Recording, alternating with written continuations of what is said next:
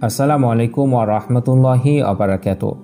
কাবা শরীফের গায়ে একটি কালো পাথর আছে যাকে হাজার আসওয়াদ বলা হয়। এই হাজার আসওয়াদ পাথর এটা কি শিবলিঙ্গ?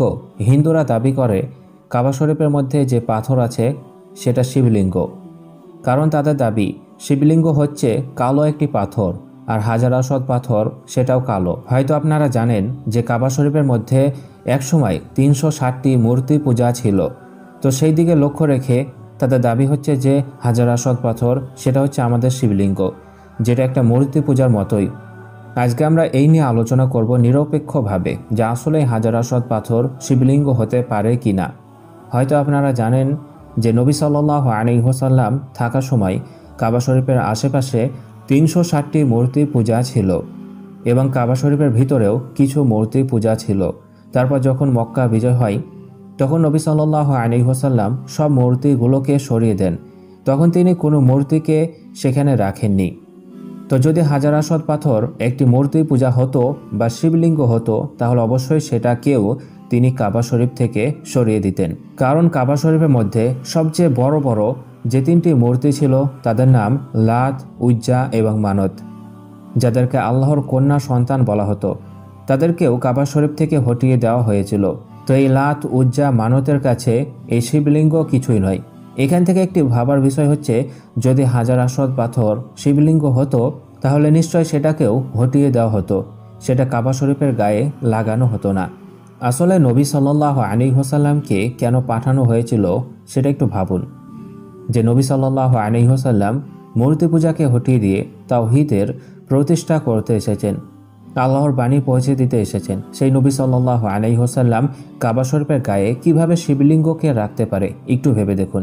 আবার এই হাজার আসওয়াদ পাথরকে নবী সাল্লাল্লাহু আলাইহি ওয়াসাল্লাম চুমু খেয়েছেন, সাহাবায়ে কেরাম চুমু খেয়েছেন। যে নবী সাল্লাল্লাহু আলাইহি ওয়াসাল্লাম ও সাহাবায়ে কেরাম মূর্তি পূজাকে হটিয়ে দিয়েছেন, মূর্তি পূজা থেকে ফিরে এসে ইসলাম ধর্ম গ্রহণ করেছেন, সেই সাহাবারা কিভাবে শিবলিঙ্গকে চুমু খেতে পারে একটু ভেবে দেখুন।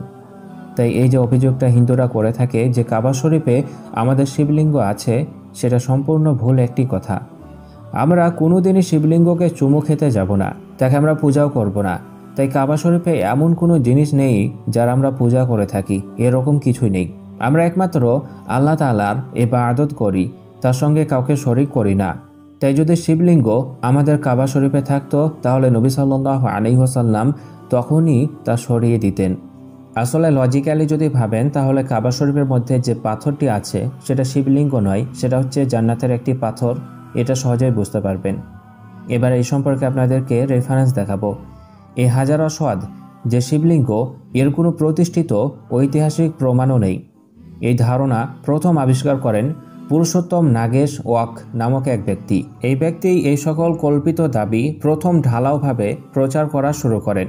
সে বলেন যে হাজার আসওয়াদ পাথর শিবলিঙ্গ, তাজমহল হিন্দুদের মন্দির ইত্যাদি ইত্যাদি, যেগুলোর কোনো প্রতিষ্ঠিত ঐতিহাসিক ভিত্তিই নেই। আদম আলাইহিস সালাম এই কালো পাথরকে জান্নাত থেকে পৃথিবীতে নিয়ে এসেছিলেন। এই কালো পাথরের কল্যাণ বা অকল্যাণ করার কোনো ক্ষমতাই নেই। হাদিসে উল্লেখ হয়েছে খলিফা উমর রাদিয়াল্লাহু তাআলা আনহু বলেছেন, তিনি হাজার আসওয়াদের কাছে এসে তা চুম্বন করে বললেন, আমি অবশ্যই জানি যে তুমি একখানা পাথর মাত্র, তুমি কারো কল্যাণ বা অকল্যাণ করতে পারো না। নবী সাল্লাল্লাহু আলাইহি ওয়াসাল্লামকে তোমায় চুম্বন করতে না দেখলে কখনো আমি তোমাকে চুম্বন করতাম না। সহিহ বুখারী। তার মানে এই পাথরকে আমরা কেউ পূজা করি না, শুধুমাত্র নবী সাল্লাল্লাহু আলাইহি ওয়াসাল্লাম চুম্বন দিয়েছেন তাই আমরা দিয়ে থাকি। একইভাবে শয়তানকে পাথর মারাও অন্যান্য নবীদের একটি সুন্নত। হযরত ইসমাঈল আলাইহিস সালাতু ওয়াসসালাম শয়তানকে পাথর মেরেছিলেন। তাকে অনুসরণ করে আমরা শয়তানকে ঘৃণা করে সেই স্থানে পাথর নিক্ষেপ করে থাকি। যখন শয়তান এটা দেখে যে আজ হাজার হাজার বছর থেকে আমাকে তারা পাথর মেরে থাকে, নিশ্চয় সে এটা দেখে অত্যন্ত রাগান্বিত হয়।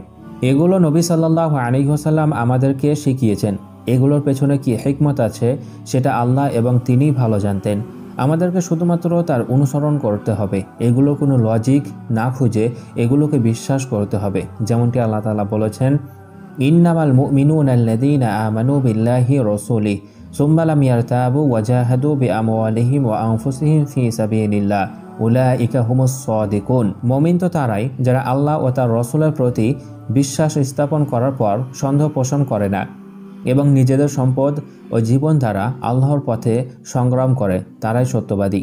নবী সাল্লাল্লাহু আলাইহি ওয়াসাল্লাম বলেছেন, আল্লাহর শপথ, কিয়ামত দিবসে আল্লাহ এটিকে অর্থাৎ হাজার আসওয়াদকে উপস্থিত করবেন। এর দুটো চোখ থাকবে যা দিয়ে সে দেখবে এবং একটি জিহ্বা থাকবে যা দিয়ে সে কথা বলবে, এবং যারা তাকে আন্তরিকতার সাথে স্পর্শ করেছিল তাদের পক্ষে সে সাক্ষ্য দিবে।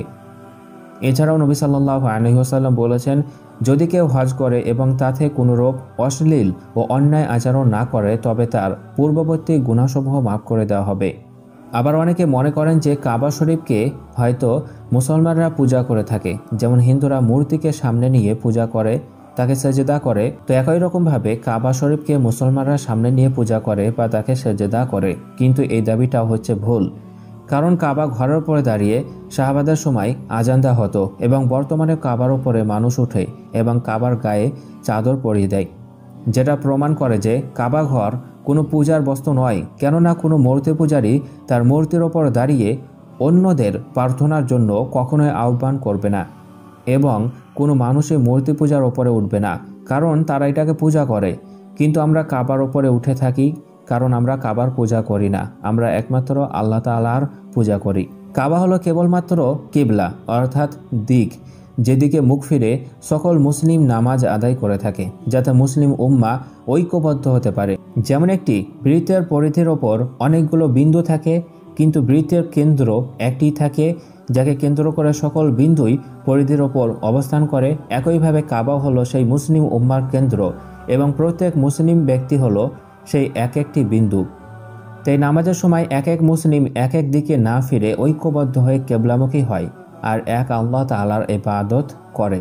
তাই আমরা যে কাবা শরীফের পূজা করি না, সেই ঘরের মালিকের পূজা করি, এই সম্পর্কে আল্লাহ তাআলা নিজেই বলে দিয়েছেন, ফালিয়াবুদু রব্বা হাযাল বাইত, অতএব তারা যেন এ ঘরের রবের ইবাদত করে। তাই যদি কলমের দিকে আঙুল দেখিয়ে কেউ বলে যে এটা হলো কাগজ, তাহলে কলম কি কাগজ হয়ে যাবে? কখনোই না। একইভাবে কাবা ঘর কিংবা হাজার আসওয়াদ পাথরকে মূর্তি বলে দিলেই তা মূর্তি পূজা হয়ে যায় না। হযরত ইব্রাহিম আলাইহিসসালাতু ওয়াসসালাম যখন কাবা শরীফের নির্মাণ করেন তখন তিনি বলেছিলেন যে কথা আল্লাহ তাআলা কোরআনে বলে দিয়েছেন এভাবে, ওয়াইজ বাওয়ানা লিইব্রাহিমা মাকানাল বাইতি আল্লা তুশরিক বি শাইয়্যা ওয়া তাহির বাইতি লিতাইফিনা ওয়াল কাইমিনা ওয়া রুকআইস সুজুদ। স্মরণ করো যখন আমি ইব্রাহিমের জন্য নির্ধারণ করে দিয়েছিলাম কাবা ঘরের স্থান, তখন বলেছিলাম আমার সাথে কোনো শরীক স্থির করো না এবং আমার ঘরকে তাওয়াফকারী, নামাজ আদায়কারী, রুকু ও সেজদাকারীদের জন্য পবিত্র রেখো। পরবর্তীতে ইব্রাহিম আলাইহিসসালাতু ওয়াসসালামের মারা যাবার পর ধীরে ধীরে অন্যান্য নবীরা আসেন এবং তারপর যুগ পরিবর্তনের কারণে তাওহীদের শিক্ষাকে পাল্টে ফেলে দিয়ে মুশরিকি কাজ কর্ম শুরু করে দেয় এবং কাবা শরীফের মধ্যে মূর্তি পূজা প্রবেশ করিয়ে দেয় সাধারণ মানুষ। তারপর তা পরিপূর্ণভাবে পরিষ্কার করার জন্য নবী সাল্লাল্লাহু আলাইহি ওয়াসাল্লাম আসেন এবং তার মাধ্যমেই তা পরিষ্কার হয়।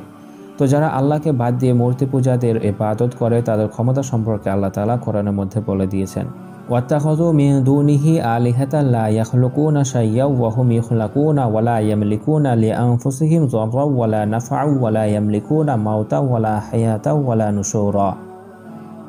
আর তারা আল্লাহ ছাড়া অনেক ইলাহ গ্রহণ করেছে যারা কিছুই সৃষ্টি করতে পারে না, বরং তাদেরকেই সৃষ্টি করা হয়েছে।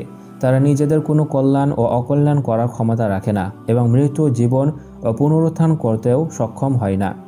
এই আয়াত আমাদেরকে বলে দিয়েছে যারা আল্লাহ ছাড়া অন্য কাউকে পূজা করে তারা তো কিছুই সৃষ্টি করতে পারে না, তারা আমাদের মতোই সৃষ্টি হয়েছে এবং তারা নিজেদের কোনো কল্যাণ বা অকল্যাণ করার ক্ষমতাও রাখে না এবং মৃত্যু, জীবন, পুনরুত্থান কোনো কিছুরই তারা মালিক নয়। তারপরও তাদেরকে কিভাবে পূজা করে থাকে, তার ইবাদত করে থাকে, এগুলো নিয়ে যদি একটু ভাবেন তাহলে বুঝতে পারবেন আসল সত্য কি। আশা রাখি আপনারা কাবা শরীফের হাজার আসওয়াদ পাথর এবং কাবা শরীফ সম্পর্কে স্পষ্টভাবে সবকিছু জানতে পেরেছেন।